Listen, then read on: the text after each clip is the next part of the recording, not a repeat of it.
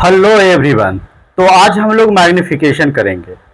तो first of all हम लोग समझते हैं कि मैग्निफिकेशन क्या करें। हाँ, एक बात और ध्यान दीजिएगा कि आप वीडियो को फर्स्ट पार्ट देख के स्किप मत कीजिएगा, लास्ट तक देखिएगा, हंस के जाइएगा, ये मेरा गारंटी है।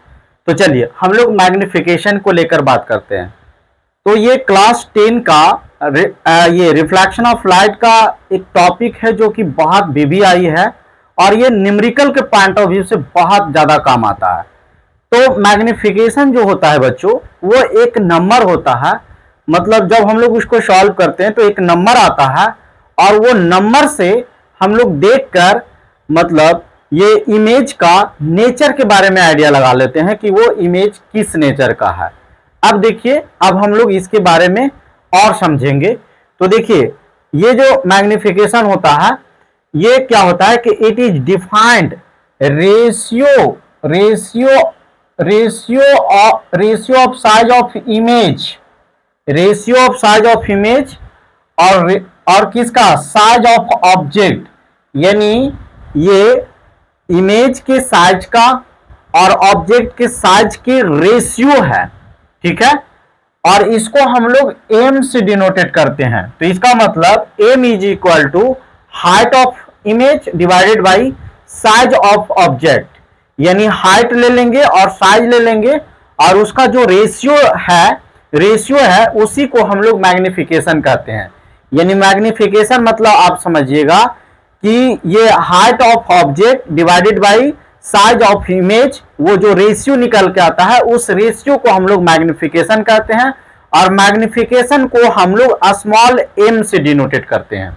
अच्छा, यही नहीं, ये और एक होता है कि linear magnification produce mirror is equal to the ratio of image distance और ऑब्जेक्ट डिस्टेंस। यानी ये इमेज डिस्टेंस और ऑब्जेक्ट डिस्टेंस का भी रेशियो होता है। लेकिन यहां पे एक बात ध्यान दीजिएगा कि m is equal to minus v upon u होता है। यानी जब आपको इमेज डिस्टेंस और ऑब्जेक्ट डिस्टेंस लीजिएगा तो वहां पे आप इस तरह का वैल्यू रखिएगा, माइनस भी अपॉन यू। भी क्या है, इमेज डिस्टेंस है, यू क्या है, ऑब्जेक्ट डिस्टेंस है।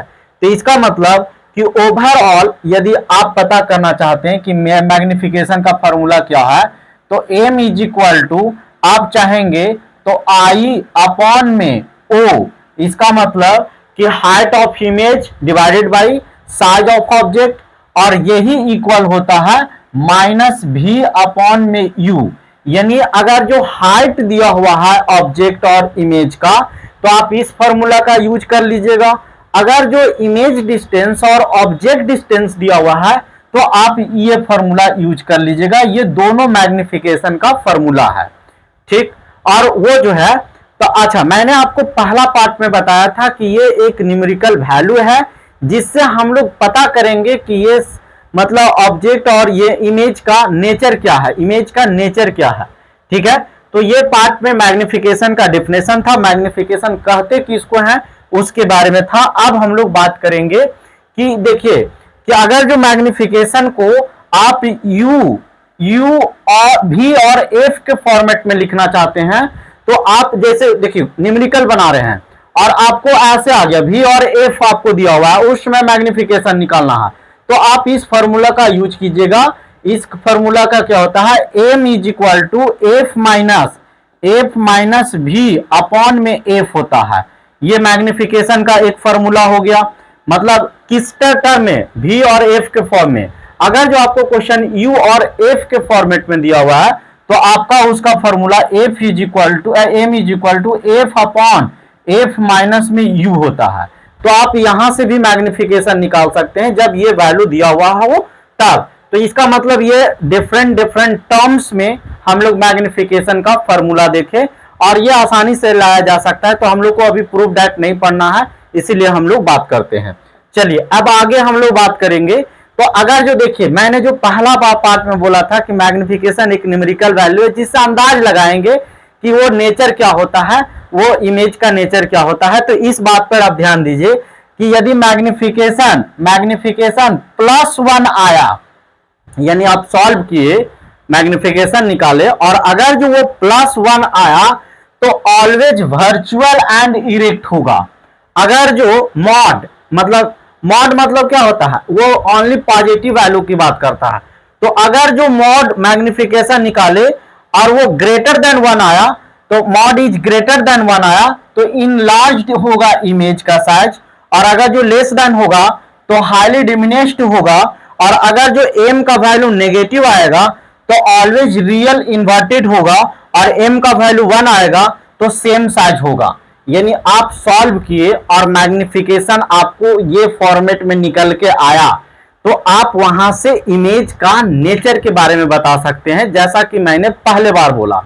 तो यहीं से आपको देखिए, इसको याद रखना होगा कि m का वैल्यू प्लस आएगा तब क्या हम लोग लिखेंगे, अगर जो मॉड m है वो ग्रेटर देन 1 आया तब हम लोग क्या लिखेंगे, लेस देन आया तब क्या लिखेंगे, m का वैल्यू नेगेटिव आया तब क्या लिखेंगे, और m का वैल्यू 1 आया तब क्या लिखेंगे। तो इस बात को आपको हर हालत में मैग्निफिकेशन में याद रखना होगा, तभी जाके आपको मतलब ये नेचर के बारे में बता सकते हैं, और जैसा मैंने बात किया।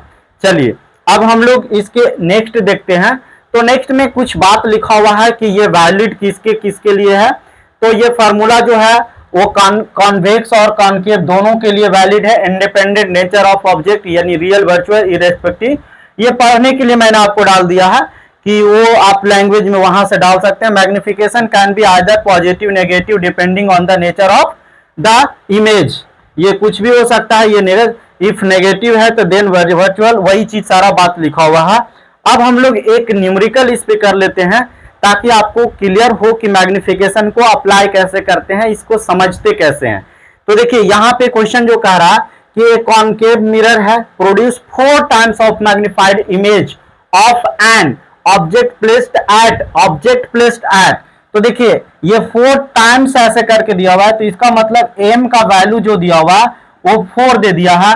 फिर कह रहा ऑब्जेक्ट प्लेस्ड एट इतना, तो ऑब्जेक्ट डिस्टेंस को हम लोग u से डिनोटेट करते हैं, इसका मतलब u इज इक्वल टू, और ये क्या होगा नेगेटिव होगा, यानी u इज इक्वल टू आपको जो वैल्यू आ गया वो क्या आ गया 10 आ गया। अब कह रहा find the position of the image, यानी v आपको पूछ रहा है कि v क्या होगा, तो ये बताइए। तो देखिए अब हम लोग न्यूमेरिकल में जो डेटा दिया हुआ था उसको लिख लिए।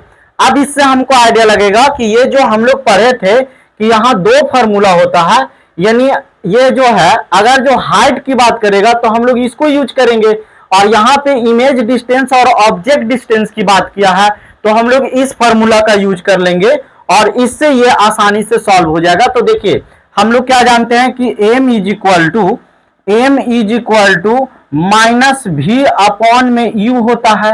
अब m का वैल्यू आपका दिया हुआ है 4 इज इक्वल टू, और ये माइनस v, और यहाँ पे इसके जगह पे -10 रखेंगे तो ये कैंसिल हो जाएगा, यानी v इज इक्वल टू आपका आ गया 10। अच्छा मीटर में दिया हुआ है तो सेंटीमीटर में दिया हुआ है तो सेंटीमीटर में। अब देखिए v का वैल्यू पॉजिटिव 10 आया, तो पॉजिटिव 10 आया और कॉनकेव मिरर है, तो इसका मतलब कि आप इससे बता सकते हैं कि पोजीशन कहां पे होगा, तो बिहाइंड द मिरर होगा।